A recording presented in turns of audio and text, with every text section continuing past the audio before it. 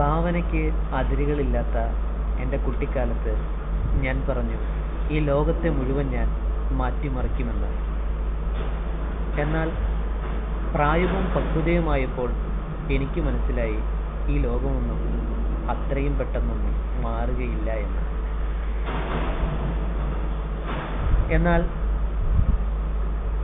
യാഥാർത്ഥ്യബോധം ഉൾക്കൊണ്ടുകൊണ്ട് ഞാൻ പറഞ്ഞു, ഈ ലോകത്തെ മാറ്റുവാൻ കഴിഞ്ഞില്ല എങ്കിലും ഞാൻ എൻ്റെ രാജ്യത്തെയെങ്കിലും മാറ്റുമെന്ന്. എന്നാൽ അധികം വൈകാതെ എനിക്ക് മനസ്സിലായി, ഈ രാജ്യവും അത്രയും പെട്ടെന്നൊന്നും മാറുകയില്ല എന്ന്. ജീവിത സായാഹ്നത്തിൽ ഞാൻ കരുതി എൻ്റെ കുടുംബത്തെയെങ്കിലും മാറ്റാമെന്ന്. പക്ഷേ അവിടെയും നിർഭാഗ്യവശാൽ എൻ്റെ ആശയങ്ങൾ ഉൾക്കൊള്ളാൻ അവർക്കും കഴിഞ്ഞില്ല. ഇപ്പോൾ ഞാൻ മരണശയ്യയിലാണ്. ഇപ്പോൾ ഞാൻ ഓർക്കുന്നു, ആദ്യമേ ഞാൻ തന്നെ മാറുകയായിരുന്നു എങ്കിൽ അതിൻ്റെ പ്രചോദനം ഉൾക്കൊണ്ട് എൻ്റെ വീട്ടുകാർ മാറിയനെ, എൻ്റെ ബന്ധുക്കൾ മാറിയനെ, എൻ്റെ സമൂഹം മാറിയനെ, ഈ രാജ്യം മാറിയനെ. എന്തിന്, ഈ ലോകത്ത് തന്നെ ഒരു സ്വാധീനം ചെലുത്തുവാൻ എനിക്ക് പറ്റിയനെ. ഇത് എൻ്റെ ശവക്കല്ലറയിൽ കൊത്തിവെക്കണം. ഞാൻ പറഞ്ഞ വാചകങ്ങളല്ല, വെർജീന സ്റ്റെറിൻ പറഞ്ഞ വാചകങ്ങളാണ്. ശരിയാണ്. നിങ്ങളൊന്ന് ആലോചിച്ച് നോക്കി. ഈ ലോകത്തുള്ള നമ്മളെല്ലാവരും കരുതും ഈ ലോകത്തെ മുഴുവൻ മാറ്റിമറിക്കണമെന്ന്. പക്ഷെ ആരും സ്വയം മാറാൻ തയ്യാറാകുന്നില്ല. അതാണോ നമുക്ക് വേണ്ടത്? ഒരു മാറ്റം നിങ്ങൾ പ്രതീക്ഷിക്കുന്നുണ്ട് എങ്കിൽ ഇന്ന് തന്നെ നിങ്ങൾ സ്വയം മാറാൻ തീരുമാനിക്കുക.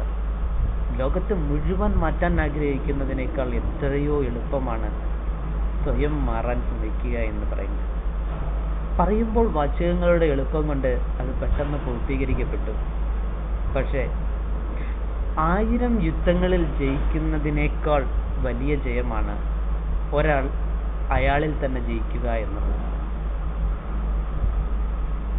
അപ്പോൾ ഇന്നോ ഈ നിമിഷമോ നാളെയോ നിങ്ങൾക്ക് നിങ്ങളിൽ ഒരു മാറ്റം കൊണ്ടുവരാൻ പറ്റിയെന്ന് വരില്ല. പക്ഷേ ഒരിക്കലും നിങ്ങളിൽ മാറ്റം സൃഷ്ടിക്കാൻ പറ്റില്ല എന്ന് നിങ്ങൾ കരുതുകയും വേണ്ട. വേറൊരാൾക്കും നിങ്ങളിൽ മാറ്റങ്ങൾ സൃഷ്ടിക്കാൻ കഴിയില്ല എന്നുകൂടി നിങ്ങൾ കരുതുക. നിങ്ങൾക്ക് മാത്രമാണ് നിങ്ങളിൽ മാറ്റങ്ങൾ സൃഷ്ടിക്കാൻ കഴിയും.